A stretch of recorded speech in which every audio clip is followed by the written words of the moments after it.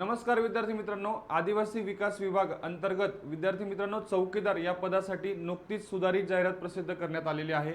तब्बल 478 पदासाठी जागांसाठी जाहिरात आलेली आहे।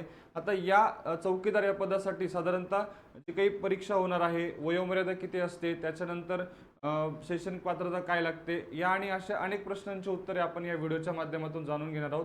व्हिडिओ अतिशय महत्त्वाचा आहे, शेवटपर्यंत नक्की बघा। बघा विद्यार्थी मित्रांनो, आता मूळ मुद्द्याकडे जाऊया। आता या पदासाठी चौकीदार या पदासाठी जी काही पात्रता आहे, पात्रता सुरुवातीला आपण बघूया। तर याच्यामध्ये ओपन कॅटेगरीसाठी साधारणतः तुम्ही 38 वर्षापर्यंत ही परीक्षा देऊ शकतात आणि मागासवर्गीय उमेदवार साधारणतः 43 वर्षापर्यंत ही परीक्षा देऊ शकतात। पहिला मुद्दा। त्याच्यानंतर बघा, पुढे खेळाडू च्या अंतर्गत खेळाडूंची गुणवत्ता व पात्रता विचारात घेऊन साधारणतः कमाल वयोमर्यादा 43 इतकी असणार आहे।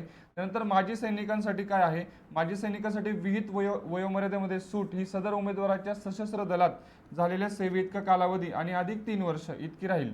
तसेच दिव्यांग व माजी सैनिकांसाठी साधारणतः वयोमर्यादा या पदासाठी 45 वर्ष इतकी दिलेली आहे। त्याच्यानंतर पुढे अनाथ उमेदवारांसाठी 43 वर्ष आहे।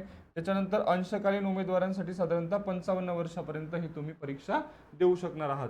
त्याच्यानंतर पुढचा अतिशय महत्त्वाचा मुद्दा बघा, शैक्षणिक अर्हता व अनुभव। ओके, आता चौकीदार पदासाठी सगळ्यात महत्त्वाची गोष्ट म्हणजे वेतन श्रेणी जी आहे ही S1 ची आहे, लक्षात घ्या। त्यामध्ये 15,000 ते 47,600 साधारणतः तुमचं इतकं वेतन असणार आहे।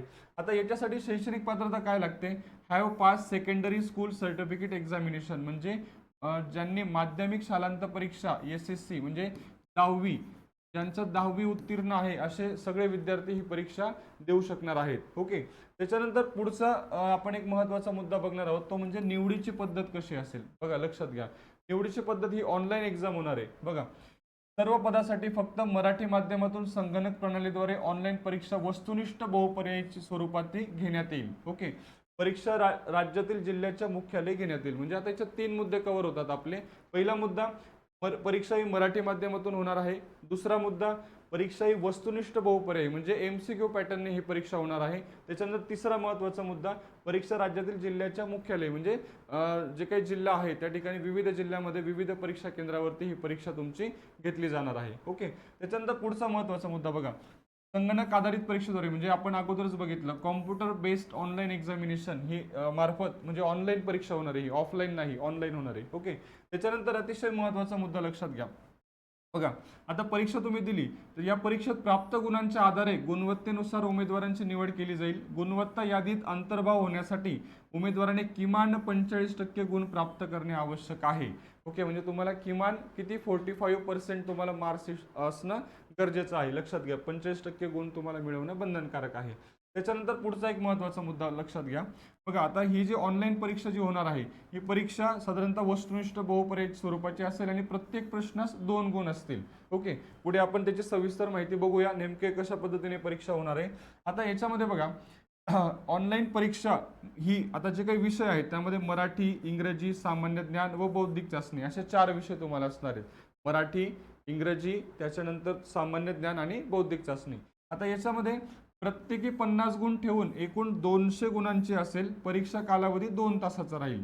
ओके, म्हणजे तुम्हाला एकूण 4 विषय असणार आहेत, प्रत्येक विषयाला साधारणतः 50 गुण देण्यात आले, अशी टोटल 200 मार्काची परीक्षा होणार आहे आणि साधारणतः याचा कालावधी आहे हा तुमचा 2 तासाचा असणार आहे, लक्षात घ्या। त्याच्यानंतर आता बघा, इथे सविस्तर माहिती बघू आपण। आता चौकीदार पदासाठी बघा, एकूण 200 मार्काची तुमची परीक्षा होणार आहे। त्यामध्ये तुम्हाला मराठी 50, इंग्रजी 50, सामान्य ज्ञान 50, ओके, त्याच्यानंतर बौद्धिक चाचणी 50, असे टोटल साधारणतः हे तुमची 200 मार्काची परीक्षा होणार आहे आणि वेळ असणार आहे 120 मिनिटाचा, म्हणजे साधारणतः 2 तासाचा कालावधी असणार आहे। ओके, त्याच्यानंतर पुढे आता हे जे परीक्षा शुल्काच्या बाबतीत पण लक्षात घ्या।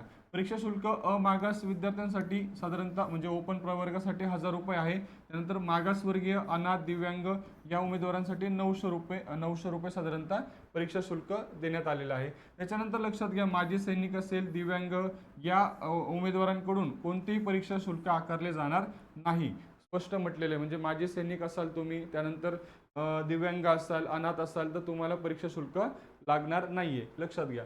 त्याच्यानंतर परीक्षा शुल्क ना परतावा म्हणजे नॉन रिफंडेबल असणार आहे। ओके, तर विद्यार्थी मित्रांनो, अतिशय महत्त्वाची माहिती आपण या व्हिडिओच्या माध्यमातून बघितली।